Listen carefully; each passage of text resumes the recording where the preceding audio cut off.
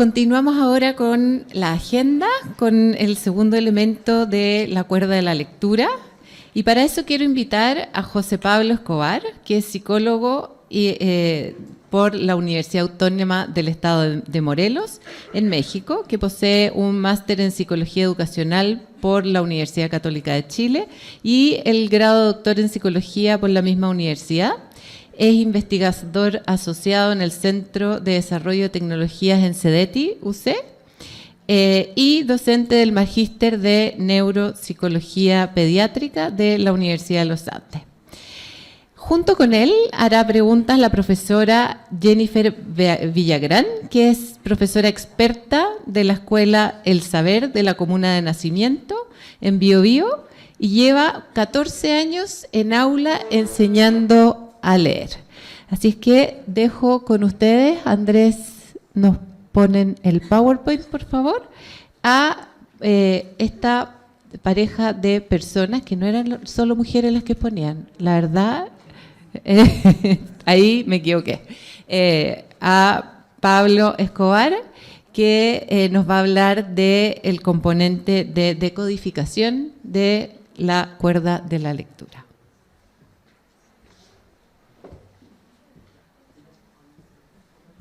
Muchísimas gracias por la presentación, Javiera. Hola, muy buenos días a todos. Pues para mí, la verdad, un gustazo poder estar acá con ustedes esta mañana y especialmente hablando de estos temas que claramente nos interesan y nos gustan bastante a todos, ¿cierto? Como les contaba Javiera, bueno, mi tema va a estar, o lo que les estoy poniendo el cronómetro, porque a mí me encanta esto de ser súper puntual con el tiempo y ahí me regulo súper bien, especialmente también en atención de las siguientes ponencias.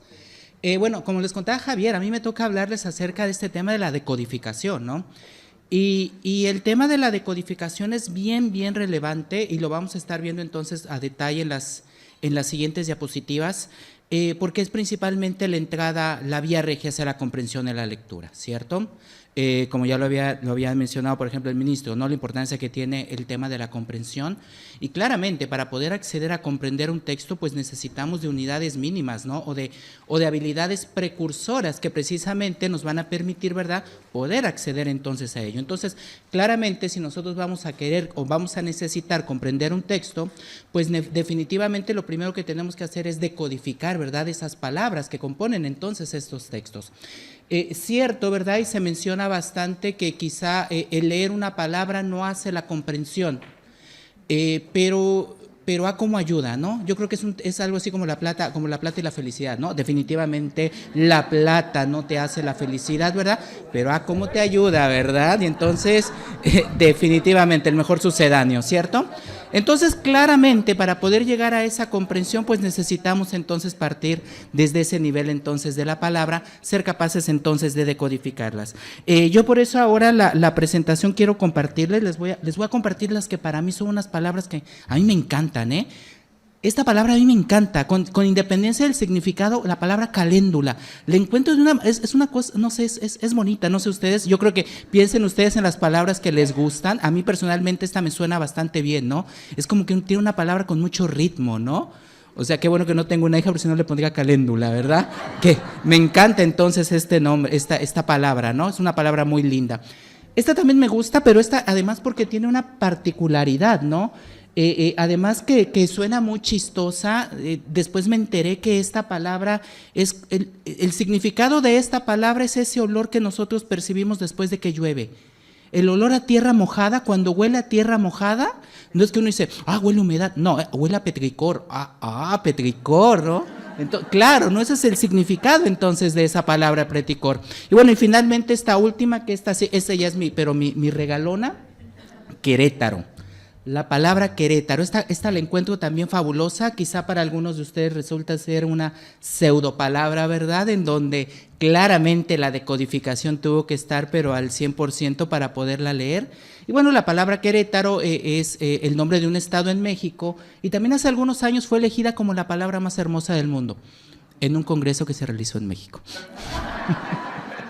Seguramente si hubiera sido aquí en Chile hubiera sido Yoyeo, ¿verdad? A mí Yoyeo me encanta, ¿no? Además porque Yoyeo es una palabra difícil de escribir, ¿eh? Uno dice con Y, no, con doble L, ya, pero primero doble L y después Y, no, dos doble Ls, ¿no? Entonces, claramente yoyeo también es una palabra que tiene una ortografía, ¿verdad?, bastante compleja. Como les había comentado Javiera, la idea de estas presentaciones es que podamos girar acerca de el modelo de cuerda de Scarborough. Obviamente no es el modelo único, pero yo creo que es un modelo que ha sido muy influyente y sobre el cual hemos estado trabajando también durante bastantes años. Este modelo partía desde estos modelos simples, el modelo básico o simple de la lectura, perdón, que nos planteaba que, bueno, poder comprender un texto implicaba un componente de comprensión oral y un componente de decodificación. Lo que hace Scarborough es realmente darle este doble clic y decir, ok, vamos a hablar de una lectura competente que implica una fluidez entonces en ese proceso de lectura, pero además de comprensión. Y para que yo pueda llegar entonces a esa lectura competente, pues voy a necesitar entonces como otros dos elementos, ¿no? Por una parte, este componente de comprensión oral, en donde está jugando un papel muy relevante el vocabulario, ¿cierto? Los conocimientos previos, el razonamiento verbal, ¿verdad? Y de lo cual mis compañeras en las siguientes sesiones van a dar cuenta, ¿no? Nosotros ahora en la mañana estamos en la parte del reconocimiento de las palabras, ¿cierto? En donde, bueno, María Francisca ya hablaba acerca de la relevancia de la conciencia fonológica, ¿no? Yo les voy a venir entonces a hablar de esto del principio alfabético y posteriormente Pelusa va a comentarles acerca del componente del reconocimiento visual de las palabras. El tema es que efectivamente la llevábamos bastante bien con respecto entonces a estos modelos para poder explicar este fenómeno lector. Sin embargo, ya hace más o menos como unos 12, 14 años, un investigador, David Charé, nos dice, oigan, ¿saben qué? Es que aquí hay un tema. Y es que dice, no sé si ustedes han cachado, pero la gran mayoría de la investigación que se ha hecho en la lectura está basada en el inglés. La mayor cantidad de investigación se hace entonces en el contexto de investigadores anglosajones, cuya lengua entonces es el inglés, y él entonces se comienza a preguntar, bueno, ¿no será que eventualmente quizá el sistema ortográfico en el cual los niños están aprendiendo a leer pudiera estar influyendo en ese aprendizaje? Una pregunta, ¿verdad?, que es aparentemente bastante simple, pero que nos lleva entonces a una gran complejidad y realmente cuestionarnos si es que efectivamente el sistema ortográfico determina la manera en la cual nosotros vamos a llevar a cabo entonces este proceso. Esto obviamente también entonces nos lleva a una perspectiva más social con respecto entonces a este proceso de aprendizaje y muy especialmente en esas variables sociales y culturales como van a ser entonces el sistema ortográfico en el cual nosotros aprendemos a leer. Entonces, claro, ¿no? Lo que David Charé estaba planteando es cómo eventualmente en el estudio de la lectura, en la psicología de la lectura, tenemos entonces un fuerte anglocentrismo. De ahí entonces, bueno, se recuperan entonces otras investigaciones que también ya venían planteando cosas muy similares y se llega entonces a la conclusión de que efectivamente el sistema ortográfico en el cual nosotros estamos aprendiendo a leer, pues va a estar determinando entonces bastantes cosas, ¿no? Básicamente estos sistemas ortográficos, y ya lo había adelantado María Francisca, nosotros los podemos situar en un continuo, ¿no? En un continuo de la opacidad hacia la transparencia ortográfica. ¿Qué es lo que está determinando el que un sistema ortográfico sea opaco y que uno sea transparente? La relación que existe entre los grafemas y los fonemas. ¿Ya? Yo me acuerdo, por ejemplo, cuando yo estaba estudiando inglés en México hace muchos años, típico, ¿verdad? Las primeras clases te enseñan what's your name, ¿verdad? Y where do you live, ¿cierto? Y después cuando me encuentro con la palabra alive, yo la pronunciaba alive. Y me retancian, no, es que no se dice alive, se dice alive, pero si es la I, la B corta y la E, no, es que se pronuncia distinto. Es decir, por ejemplo, entonces, en el inglés lo que va a ocurrir es que las palabras no siempre se pronuncian como escriben o se escriben como suenan, ¿cierto? No hay la correspondencia grafema-fonema no es tan precisa. A diferencia de lo que va a ocurrir en el español, que va a ser entonces un sistema ortográfico semitransparente en donde casi todo suena como se escribe y se escribe como suena, ¿cierto? Pensemos en la palabra cabecilla, ¿no? La palabra cabecilla obviamente tiene una única forma ortográficamente correcta de ser escrita, ¿no? Pero piensen ustedes la cantidad de formas en las cuales la podemos escribir, ¿no? La podemos escribir con B corta, con B larga, la podemos escribir con Y, con doble L, ¿cierto? Le podemos meter H, le podemos meter Z. Al fin y al cabo que en nuestro español la Z no suena distinto, ¿verdad? Lo que ocurre entonces en el español de España, ¿cierto? Entonces, claro, todas esas distintas combinaciones de la palabra cabecilla, en donde muchas de ellas claramente van a ser horrores ortográficos, se leen exactamente igual. Es decir, entonces esta correspondencia grafema-fonema, que es casi perfecta, va a determinar que entonces el español sea un sistema ortográfico entonces más transparente en comparación, por ejemplo, con lo que ocurre con el inglés y con el francés, que van a ser entonces sistemas ortográficos opacos. Y curiosamente entonces, el sistema ortográfico que estaría más cercano al español, pues sería entonces el finlandés. Finlandés, en donde claramente la correspondencia grafema-fonema es mayor, pero que lamentablemente ello tiene una consecuencia y son esos chorizos impresionantes de palabras en finlandés, ¿no? Larguísimas, ¿cierto? Algo similar a lo que se llama aglutinamiento, perdón, a lo que puede estar ocurriendo entonces en el alemán. Entonces, el sistema ortográfico en el cual nosotros estamos aprendiendo a leer va a incidir y muy especialmente, por ejemplo, en la velocidad con la cual nosotros vamos a aprender a leer. ¿Ya? Teóricamente aprender a leer en español va a ser más fácil y debiera ser entonces más rápido, a diferencia de lo que ocurre en otros sistemas ortográficos, como por ejemplo entonces en el inglés. Típicamente entonces los niños más temprano van a poder alcanzar este techo o esta alta precisión en la decodificación, lo cual de alguna manera nos va a permitir también ver que las dificultades en la lectura en el español se van a manifestar de una manera distinta, ¿no? Porque vamos a tener muchos niños que puede que sean muy precisos para leer, pero finalmente van a ser lentos, ¿cierto? Entonces, claramente este sistema ortográfico, estas cualidades, determinan no solo la velocidad, la facilidad, sino además la manera en la cual se van a expresar entonces estas dificultades, siendo precisamente entonces el componente de velocidad el que va a ser entonces más decidor con respecto entonces a estas dificultades. Y no menor también los procesos cognitivos que estarían involucrados en esta lectura. Claramente en el español, al igual que en otros sistemas ortográficos, la conciencia fonológica va a jugar un papel sumamente relevante. Sin embargo, también otros procesos, como por ejemplo el conocimiento ortográfico, más temprano también entonces va a emerger, permitiendo entonces que los niños en etapas más tempranas puedan leer de manera más fluida en este golpe de vista estas palabras, ¿cierto? Y no menor también entonces los métodos de enseñanza a través de los cuales nosotros vamos a dar esta instrucción lectora, ya que si tenemos un sistema ortográfico en el cual la correspondencia grafema-fonema es casi biunívoca y en donde la conciencia fonológica va a jugar un papel sumamente relevante, pues yo creo que ustedes ya lo tienen, ¿verdad?, en la punta de la lengua claramente. Entonces los métodos que tienen importantes componentes fonológicos a la base nos van a resultar entonces muy bien. A diferencia de lo que ocurre, por ejemplo, en el inglés, en donde de nada te sirve aprenderte las relaciones grafema-fonema, porque es bastante impredecible a partir del tipo de palabra especial con la cual tú te vas entonces a enfrentar. Entonces, cuando nosotros vamos a aprender a leer, pues lo primero que tenemos que hacer es establecer este principio alfabético.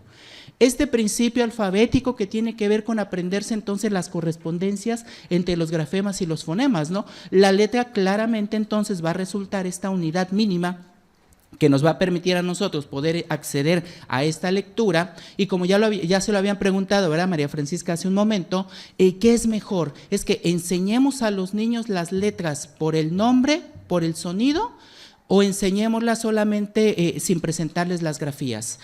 Claramente la enseñanza de esos dos componentes tiene que ser de manera conjunta, ¿cierto? Típicamente, por ejemplo, en el caso del aprendizaje de las letras, podemos generalmente partir por aprenderlas por el nombre, especialmente porque muchos niños también antes de entrar a los espacios escolares formales conocen ya algunas letras por los nombres, ¿cierto? A menos que el papá sea fonoaudiólogo, ¿verdad? Le va a decir que esa es la F, ¿cierto? No, yo le digo es la F, ¿no? Es la F de Fernando, ¿cierto? Entonces, claro, puede que típicamente vamos a partir enseñándolas por el nombre, pero es relevante también entonces estarlas aprendiendo por el sonido, porque nos van a estar entonces tributando de manera diferenciada este desarrollo lector.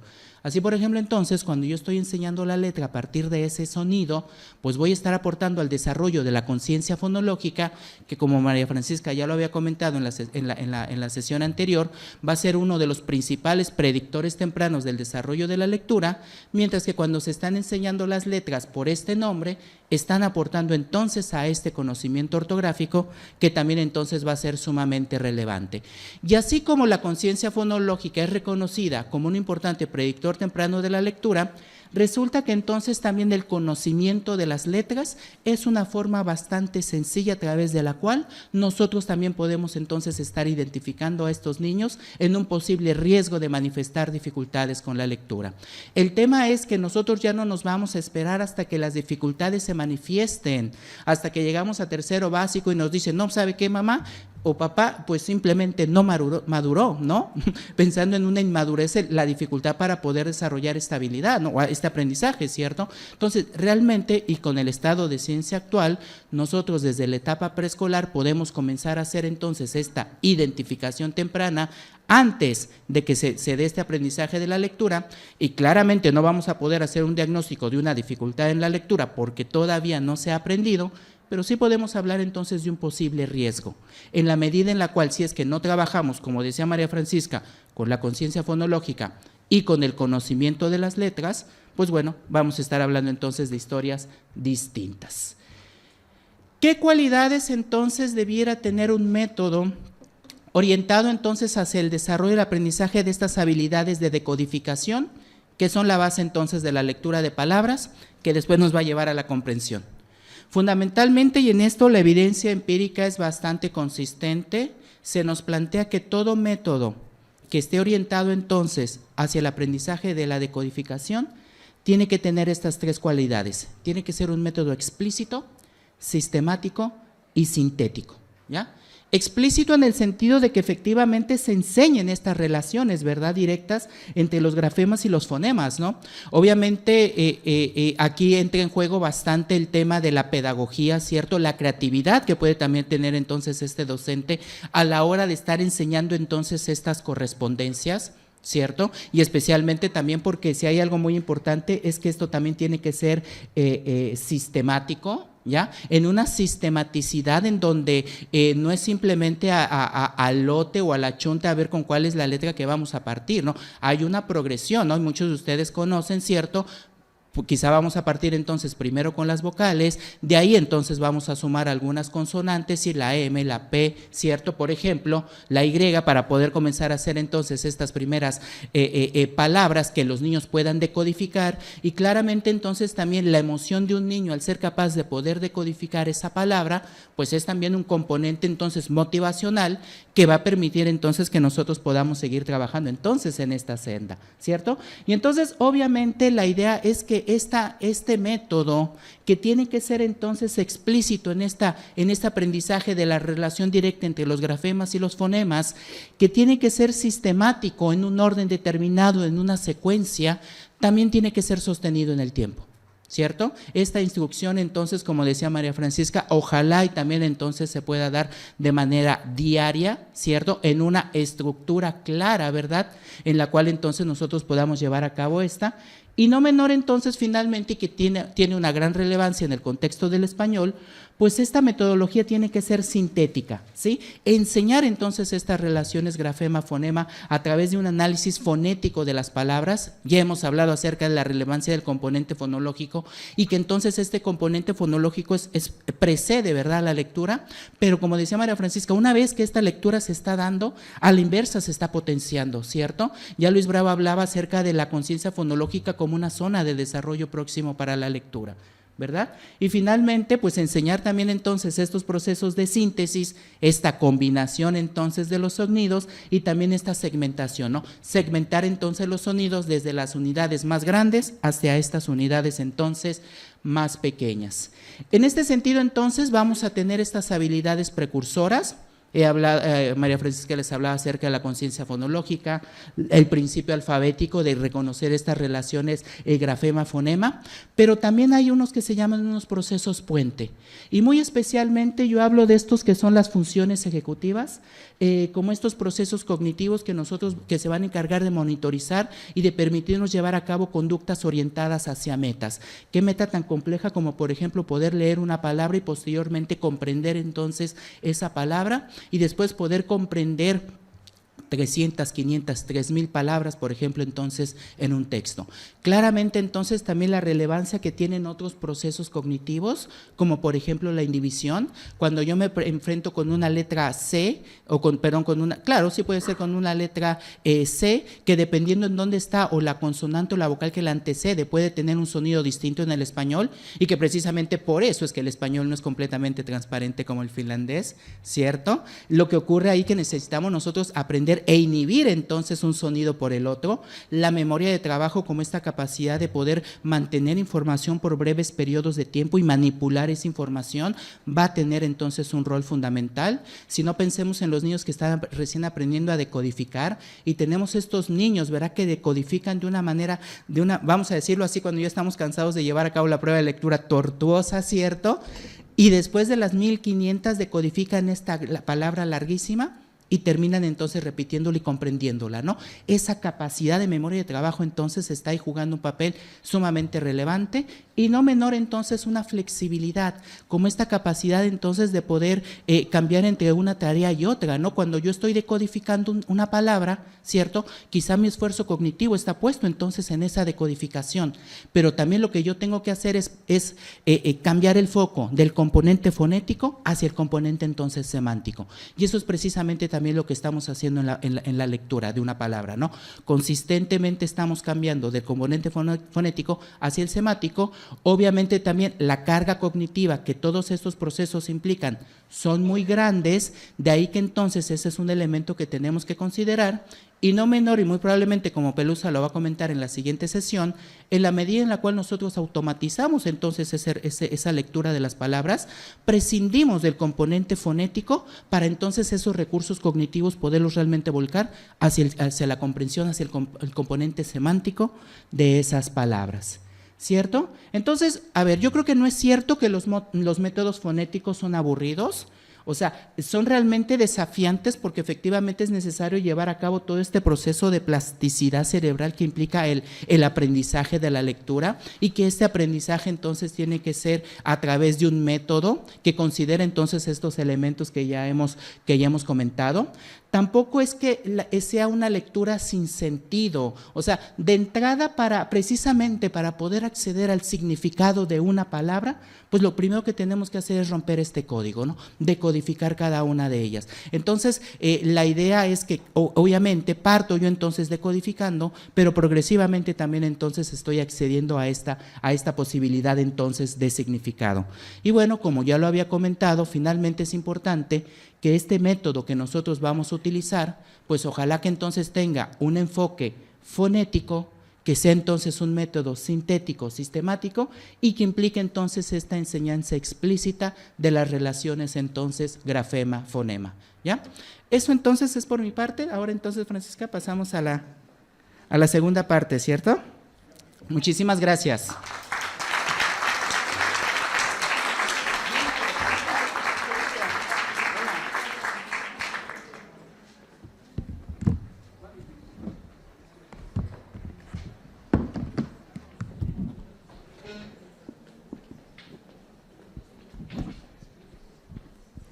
Hola a todas y todos.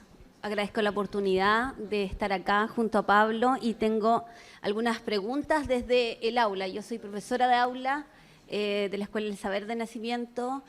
Tengo 45 alumnos en sala, así es que yo creo que todo lo que estamos aprendiendo hoy nos aporta a los profesores que estamos en terreno, y también a ustedes para ver la eficacia de todas estas estrategias que ustedes nos presentan. La primera pregunta es, sabemos que la importancia de un método fonético, sí, que tiene que ser sistemático, pero también sabemos que en Chile se enseña a leer con el texto Leo I, que es el que se utiliza alrededor del 84% de los estudiantes en nuestro país. Y no sigue un método fonético. Si bien nos entrega herramientas para poder enseñar a leer y escribir, no sigue un método. Y aquí va mi pregunta, ¿qué estrategias podríamos complementar a este texto de estudio para poder enseñar de una manera más estructurada, más sistemática la decodificación? Claro, no, yo creo que esto es bien importante a partir de la evidencia y también las cualidades ortográficas del español. sí o sí entonces tienen que ser métodos que tengan entonces un importante componente en la fonética, ¿cierto? Obviamente también aquí algo muy importante es que precisamente para poder lograr esta decodificación, que decodificar tiene un importante componente fonético, ¿cierto? Pues necesitamos entonces de estas habilidades fonológicas, ¿no? Entonces definitivamente lo primero que tenemos que hacer es estar trabajando con estos componentes fonéticos, ya María Francisca lo había comentado, y posteriormente entonces entrar a estas relaciones grafema-fonema. Y obviamente también ir aprendiendo estas relaciones grafema-fonema, pero también entonces de una manera progresiva, ¿no? ¿Cierto? Primero voy a partir con estas relaciones grafema-fonema que son biunívocas, que no implican mayor complejidad, como por ejemplo pueden ser entonces las vocales, y posteriormente entonces lo que tengo que hacer es ir avanzando entonces a estas unidades mayores, ¿no? Como pueden ser las sílabas, para posteriormente llegar entonces a esas palabras. Ahora, algo muy importante es que entonces efectivamente, para que efectivamente esto funcione, pues tiene que ser entonces explícito, tiene que ser entonces sistemático entonces en el tiempo, que eso es algo también entonces muy relevante. Y dentro de ellas podríamos utilizar el análisis de síntesis que trabajamos en la sala de clase, que con los niños nosotros lo trabajamos como armar y desarmar una palabra. Y en ella podemos hacer el análisis de la palabra, sílaba, fonema. Exacto, fíjate, y eso es algo muy bueno, porque claro, ¿no? A ver, puede ser bastante fome la enseñanza directa y explícita. No, es fome. Pero entonces lo que necesitamos entonces es meterle un componente entonces de motivación, ¿cierto? Ahí claramente entonces el juego juega un papel sumamente relevante, ¿no?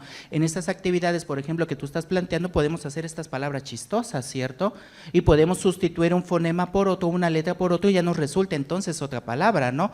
Y ese tipo de juegos, niños pequeños, esos juegos orales son, pero les encanta, ¿no? ¿Cuántos de ustedes recordarán, le cambiábamos la letra a la canción, ¿cierto? Para que fuera chistosa, sí, ¿cierto? Pero bueno, ahora lo llevamos al componente también entonces de la lectura y de esa escritura también. Intencionado. Por supuesto, ¿no? Por supuesto, exactamente. Y también dentro de esta estrategia que realizamos en el aula, también nosotros trabajamos la lectura en eco, que es la lectura coro también, que es jugar a leer, en donde el profesor modela una lectura, primero debe hacer el modelaje, como bien lo dijiste, y luego se realiza una lectura coral, en donde todos vamos leyendo juntos y el profesor va guiando con un puntero cada palabra que va leyendo, y luego ya se realiza en eco.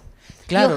Y ojalá con la letra en estudio que se esté trabajando durante esa semana, que la mayor parte de este texto contenga esa letra en estudio. Por supuesto, ¿no? Y en esta idea entonces de una gradualidad en la cual entonces se van aprendiendo ellas, y conforme va pasando el tiempo, ¿verdad? En esa gradualidad, pues el repertorio entonces de esas relaciones grafema-fonema se va ampliando a estas sílabas que las contienen y que nos va a permitir entonces estar construyendo estas otras palabras, ¿no?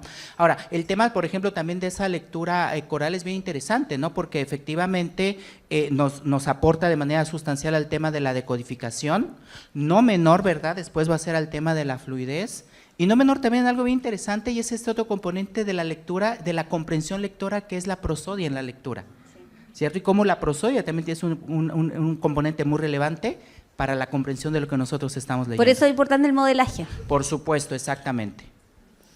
Y estas estrategias, ¿en qué momento de la clase deberíamos aplicarlas? A ver, yo creo que hay una cosa básica en ciencia cognitiva, ¿no? Y es para que lo que es más probable, lo que es menos probable que se nos olvide es al principio o al final, ¿no? El principio de recencia y supremacía, ¿no?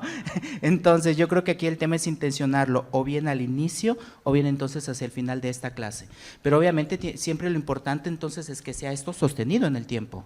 Y ojalá diario. Por supuesto, no es que qué bueno, porque efectivamente tiene que ser diario. Debe ser diario. Tiene que ser diario, exactamente. ¿Y qué consecuencias puede llegar a traer entonces el no desarrollar esta habilidad de la decodificación de una manera sistemática? Es complejo, ¿cierto? ¿No? Porque entonces nos vamos a encontrar con estos niños que no logran esta automatización en estas relaciones grafema-fonema, y en el momento en el cual no hay esta automatización, el proceso lector se vuelve bastante lento, ¿no?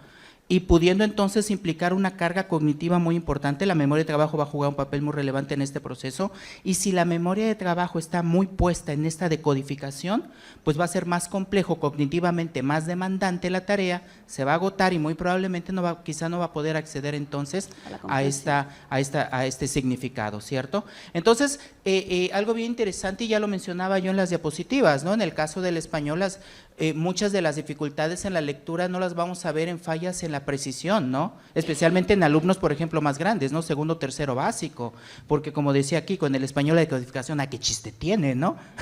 ¿Cierto? Pero ¿qué es lo que ocurre? Realmente es en la fluidez, en la velocidad con la cual se está llevando a cabo este proceso. Y la última pregunta, considerando también que en la sala de clases tenemos a estudiantes con distintos diagnósticos, con necesidades educativas especiales, con capacidades distintas, ¿qué estrategia nos propones o a lo mejor existe alguna aplicación, algo que podamos complementar con el trabajo que se realiza en el aula para lograr también en ellos desarrollar la habilidad de la decodificación?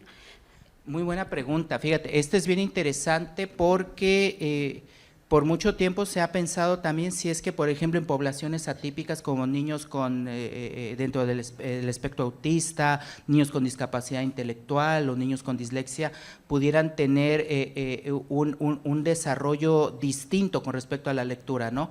Y realmente lo que se ha visto es que los mismos procesos cognitivos que están involucrados en la lectura en desarrollo típico también están presentes en el desarrollo atípico. Es decir, estas habilidades que hemos discutido, la conciencia fonológica especialmente, por ejemplo, este principio alfabético y estos procesos cognitivos están también entonces ahí involucrados. Entonces, realmente más que una pedagogía diferencial, el mejor método que va a servir es un método que está basado en los componentes fonológicos del lenguaje. ¿Ya? Claro, exactamente, y que es precisamente lo que una de las cualidades que tenemos en el español, ¿no? En esta correspondencia grafema-fonema podemos estar más del otro lado, ¿no? Entonces, realmente, y pensando, por ejemplo, incluso en el caso de niños con dislexia, ¿cierto? En donde precisamente el componente fonológico es el que está más comprometido, pues precisamente ese es el componente que tenemos que estar trabajando más. No menor también, por ejemplo, en el caso con niños con síndrome de Down, ¿no? Que ahí también hay toda una historia, ¿no? Con respecto a por qué se pensaba que no funcionaba la conciencia fonológica, cuando realmente también en ellos juega un papel sumamente relevante, incluso también con sordos, con personas sordas también. Finalmente necesitamos un método que sea método fonético, que sea sistemático, que sea estructurado, y con esto vamos a poder lograr que todos nuestros estudiantes desarrollen la lectoescritura en el ritmo en el momento adecuado, que debería ser en julio, los niños ya deberían estar… Claro, ¿no? Y alcanzando entonces este techo, ¿no? Efectivamente, ¿no? Y obviamente entonces aquí el gran reto entonces en la pedagogía está precisamente en esto, ¿no? En de qué manera yo puedo presentar estas tareas de manera entonces atractiva, que realmente pueda ser entonces un reto para los niños y que también tenga un componente lúdico que haga más fácil entonces este proceso. Incorporando juegos que también hagan que todos los niños participen dentro de la clase, y por eso es relevante el análisis y síntesis, por eso también cobra mucha importancia el jugar a leer. Exactamente. Que es algo que motiva mucho al estudiante y también motiva al docente porque ve resultados casi inmediatos en los estudiantes. Entonces, ¿qué mayor motivación para uno como profesor ver que sus alumnos están aprendiendo? Definitivamente, sí, definitivamente. Muchas gracias. No, hombre, muchísimas gracias.